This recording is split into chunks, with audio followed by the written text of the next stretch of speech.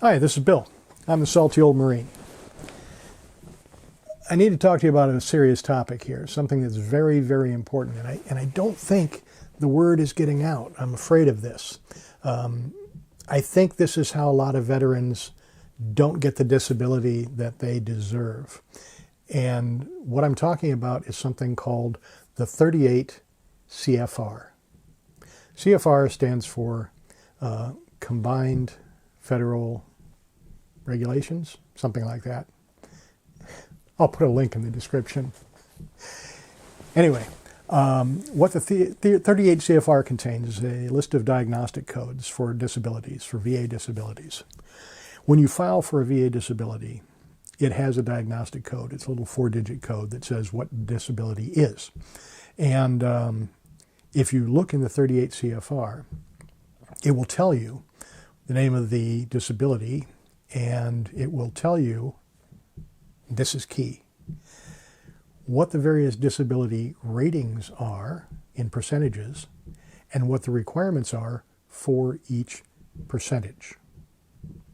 All right, so let's back up a little bit.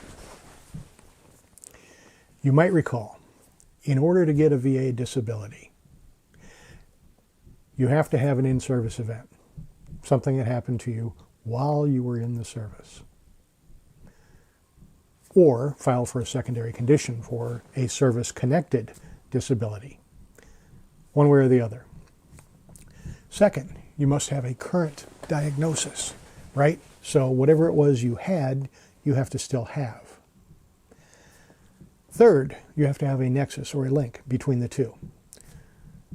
Now, we've talked about these in previous videos, but all of that only establishes the service connection, not the disability rating. Not the disability rating. Please make sure you understand this. So, you can have a service-connected disability and get 0%, or 100%, or anywhere in between. But how does the VA establish that? We have talked about it a little bit in previous videos, but let's run through it again.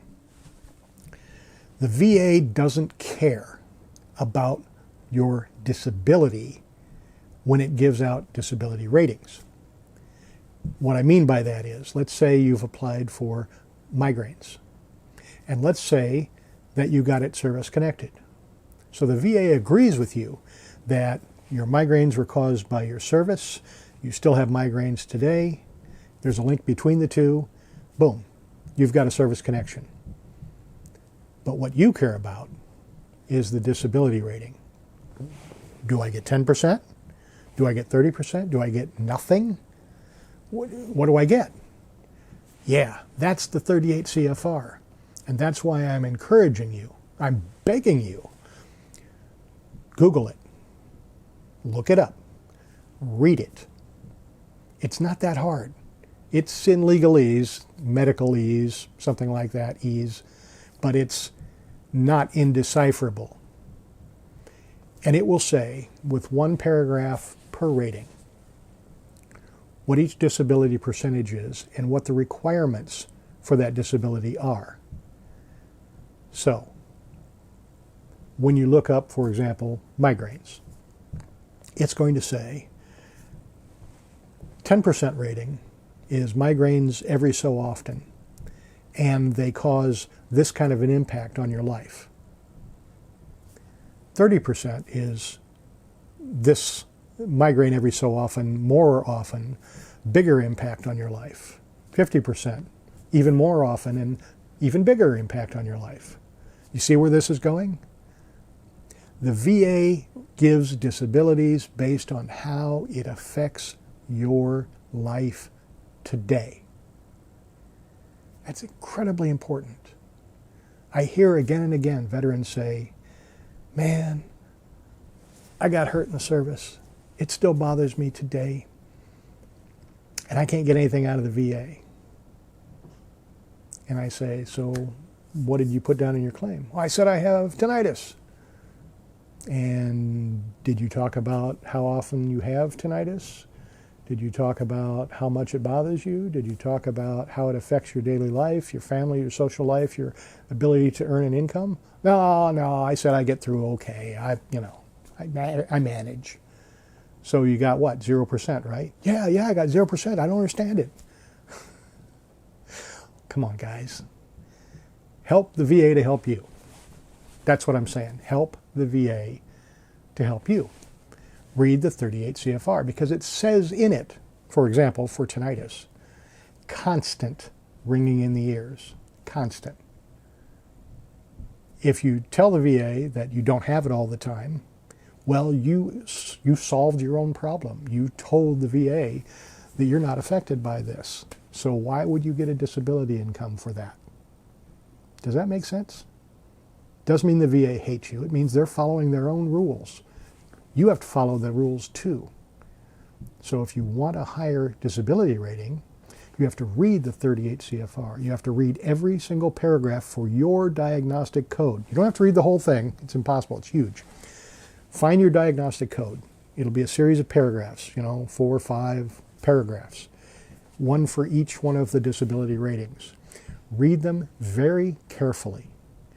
Match them to your symptoms. Remember that the key is how it affects your life today. Family, social, economic. It'll say that in the CFR if you read it. When you do your personal statement, talk to those points. When you talk to your doctor about your migraines, your PTSD, blah, blah, blah, talk to those points. Make sure they get into the record. Tell the doctor. When you go to your C&P exam, tell the examiner. Make sure it's in there, every word of it. When you meet the requirements for a percentage disability, you're going to get that disability, assuming you're service-connected, right? It stands to reason. So if you don't read the 38 CFR and you don't apply that to your own symptoms, you are shooting yourself in the foot. You are taking money out of your own pocket. Don't lie. Tell the truth. But don't cheat yourself either. If you have symptoms that match what's in the 38 CFR for that diagnostic code, that's what you need to be talking about. And you won't know what those are unless you read the 38 CFR. Again, there'll be a link in the description. It's probably the most important thing you can do when you file your claim. Read the 38 CFR. Understand what the ratings are. Match that to your own symptoms. That's about all I can say about it. I hope that makes sense. If it doesn't, leave a comment. Let's talk about it. Tell me, what are your questions? How can I help you? This is Bill. I am the Salty Old Marine. Please like, share, and subscribe. Please leave a comment. I love your comments. We're having a great time with the comments. As always, have a great day.